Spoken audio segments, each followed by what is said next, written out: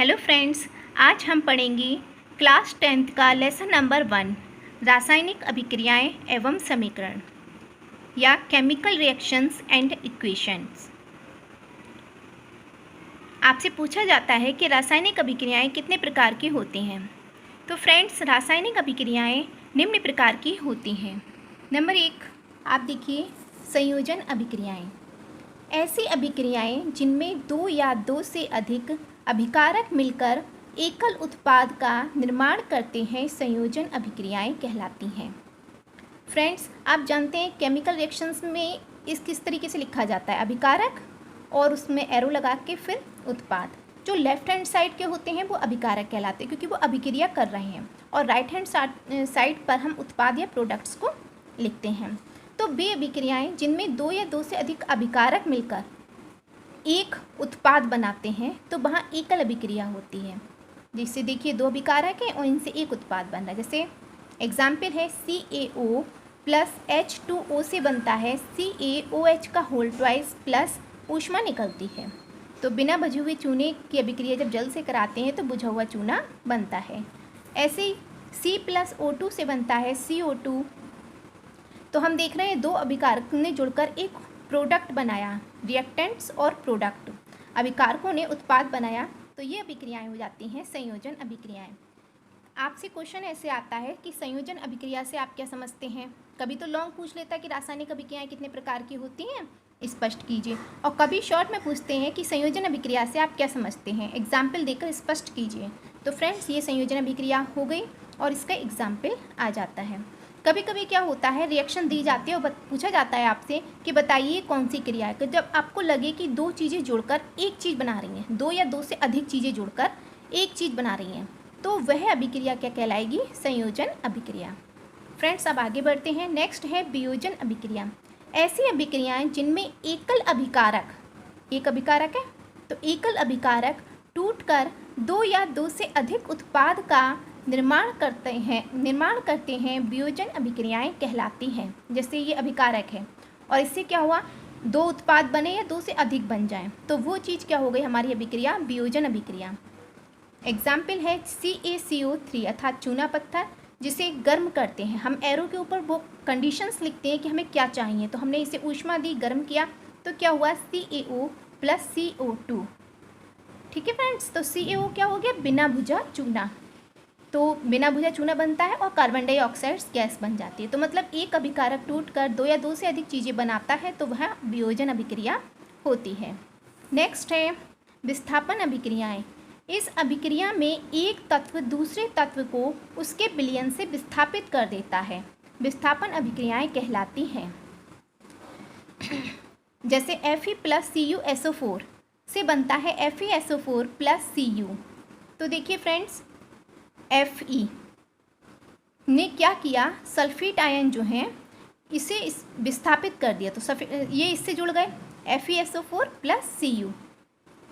ऐसे ही Zn plus CuSO4 copper sulphate से बनता है ZnSO4 प्लस Cu। तो यहाँ पे देखिए, हम देख रहे हैं कि ये चीज़ यहाँ से यहाँ चली गई, मतलब विस्थापित हो रही है। तो ये अभिक्रियाएं कौन सी कहलाती हैं, विस्थापन अभिक्रियाएं। नेक्स्ट है द्विविस्थापन अभिक्रियाएं। वे अभिक्रियाएं जिनमें अभिकारकों के बीच आयनों का आदान प्रदान होता है, उन्हें द्विविस्थापन अभिक्रियाएं कहते हैं। जैसे देखिए, यहाँ अभिकारक कौन है, ये है सोडियम सल्फेट और बेरियम क्लोराइड। ठीक है, अब क्या हुआ कि सल्फेट आयन तो Ba से जुड़ गए बेरियम से, और क्लोराइड आयन Na से जुड़ गए। इस प्रकार क्या हुआ, दोनों ओर विस्थापन हो रहा है। तो ये अभिक्रियाएं क्या कहलाती हैं, द्विविस्थापन अभिक्रियाएं कहलाती हैं। फ्रेंड्स, ये ब्रैकेट में आप देख रहे हैं AQ, कहीं L, कहीं G लिखा है, तो ये जो है पदार्थ की अवस्था है। ओके फ्रेंड्स, नेक्स्ट है रेडॉक्स अभिक्रियाएं। वे अभिक्रियाएं जिनमें ऑक्सीकरण व अपचयन दोनों क्रियाएं होती हैं, रेडॉक्स अभिक्रियाएं कहलाती हैं। एग्जाम्पल CuO प्लस H2 से बनता है Cu प्लस H2O। तो देखिए, हमने यहाँ से ऑक्सीजन हट गई और यहाँ जुड़ गई, तो जिससे हटी उसका तो हुआ अपचयन, और जहाँ जुड़ी वो क्या हो गया हमारा, उसका हो गया ऑक्सीकरण। तो देखिए, हम यहाँ पे अपचयन और ऑक्सीकरण दोनों अभिक्रियाएं जहाँ होती हैं तो वहाँ क्या होता है, रेडॉक्स अभिक्रियाएं। ऐसे ही देखिए नेक्स्ट एग्जाम्पल है ZnO प्लस C से बनता है Zn प्लस CO। तो देखिए यहाँ से ऑक्सीजन हट गई तो इसका अपचयन हो गया और इससे ऑक्सीजन जुड़ गई तो इसका हो गया ऑक्सीकरण। तो वे अभिक्रियाएं जिनमें ऑक्सीकरण और अपचयन दोनों क्रियाएं होती हैं वो रिडॉक्स अभिक्रियाएं कहलाती हैं। नेक्स्ट है ऊष्माक्षेपी अभिक्रियाएं। वे रासायनिक अभिक्रियाएं जिनमें उत्पाद के साथ साथ ऊष्मा उत्पन्न होती है, मतलब उत्पाद भी बनेगा और संग संग ऊष्मा निकलेगी, तो वो होती हैं ऊष्माक्षेपी अभिक्रियाएं। जैसे CH4 ये क्या होता है, मैथेन। इसकी अभिक्रिया जब 2O2 अर्थात ऑक्सीजन से कराते हैं तो क्या बनता है, CO2 प्लस H2 प्लस ऊष्मा निकलती है। तो ऊष्मा निकल रही है तो होती हैं ऊष्माक्षेपी अभिक्रियाएं। या आप देख सकते हैं कि राइट साइड पे अगर ऊष्मा निकलने का लगा है तो वे ऊष्माक्षेपी हैं और लेफ्ट साइड पे है तो ऊष्माशोषी। ओके फ्रेंड्स, नेक्स्ट है ऊष्माशोषी अभिक्रियाएं। वे रासायनिक अभिक्रियाएं जिनमें ऊष्मा अवशोषित होती है ऊष्माशोषी अभिक्रियाएं कहलाती हैं। जैसे N2 प्लस O2 से बनता है ऊष्मा 2NO। तो देखिए फ्रेंड्स, यहाँ क्या हो रहा है, हमें ऊष्मा देनी पड़ रही है। इन दोनों की क्रिया कराएंगे, इसे हीट करेंगे तब ये बनेगा। तो अब इसे हम लेफ्ट हैंड साइड पे लिख दें या एरो के ऊपर लिख दें। तो ये अभिक्रियाएं कौन सी हुई, ऊष्माशोषी, क्योंकि ऊष्मा का शोषण कर रही हैं, तो इसलिए अभिक्रियाएं हुई हमारी ऊष्माशोषी अभिक्रियाएं। नेक्स्ट एग्जाम्पल है 2NaHCO3। इसे गर्म करते हैं तो बनता है Na2CO3 plus H2O plus CO2। Okay friends, तो क्वेश्चन आता है ऊष्माक्षेपी अभिक्रिया से आप क्या समझते हैं, उदाहरण देकर स्पष्ट करो। ऊष्माशोषी अभिक्रिया से आप क्या समझते हैं, उदाहरण देकर स्पष्ट करो। तो मीन्स लॉन्ग क्वेश्चंस भी आ सकता है और इसके बने हुए शॉर्ट क्वेश्चंस भी आ सकते हैं। इसके अतिरिक्त क्या होता है, आपको रिएक्शन दे दी जाती है और आपसे पूछा जाता है कि रिएक्शन देख के बताइए कि ये कौन सी अभिक्रिया है। तो फ्रेंड्स, आपको ध्यान रखना है, जब दो या दो से अधिक चीज़ें जुड़कर एक चीज़ बनाए तो संयोजन अभिक्रिया, एक चीज़ टूट कर दो या दो से अधिक चीज़ें बनाए तो वहाँ वियोजन अभिक्रिया। जहाँ आप देखें कि विस्थापन हो रहा है आयनों का तो वहाँ विस्थापन अभिक्रिया, दोनों जगह हो रहा है तो द्विविस्थापन अभिक्रिया।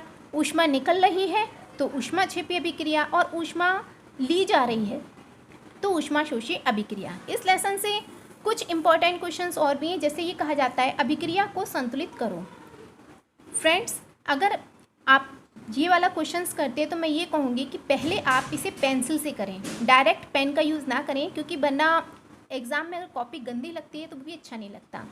तो फिलहाल अब हम रिएक्शंस को संतुलित करेंगे। जैसे Fe मेरे यहाँ 1 है, लेफ्ट हैंड साइड पर 1 है और राइट हैंड साइड पर 3 है, तो मुझे क्या करना है, बराबर करना है। तो मैं यहाँ पे 3 Fe लगा दिए, 3 Fe। नेक्स्ट है, अब Fe तो हमारे संतुलित हो गए, H2 यहाँ 2 है और यहाँ भी 2 है, चलिए कोई नहीं। O यहाँ पे 1 है, यहाँ 4 है, तो मीन्स हमें O संतुलित करना है, तो मैं यहाँ 4 O लगा के देखूँगी। तो देखिए O 4 हो गए हमारे, O 4 हो गए, लेकिन अब हाइड्रोजन 4 और दूनी 4 दूनी 8 हो गई और यहाँ हमारी कितनी है, 2, तो हम यहाँ 4 हाइड्रोजन लगा देंगे। तो इस तरीके से हमारी रिएक्शन संतुलित हो गई। मतलब जो भी तत्व है हम देखेंगे कि लेफ्ट हैंड साइड और राइट हैंड साइड पर बराबर हो। ओके फ्रेंड्स, नेक्स्ट एग्जाम्पल है CO प्लस 2H2 से बनता है CH3OH। अब हमें ये रिएक्शंस, ये मैंने कर दी है पहले ही। देखिए C 1 है, यहाँ पे भी एक C है, O यहाँ पे 1 है, यहाँ पे भी 1 है, संतुलित है। H2 यहाँ मैंने 2 लगाया है, ये मैंने पहले ही लगा दिया। तो देखिए H2 यहाँ पे 2 थे, अब ये 3 और 1 4 थे, तो हमने यहाँ 2 लगा दिया, तो ये हमारी रिएक्शन संतुलित हो गई।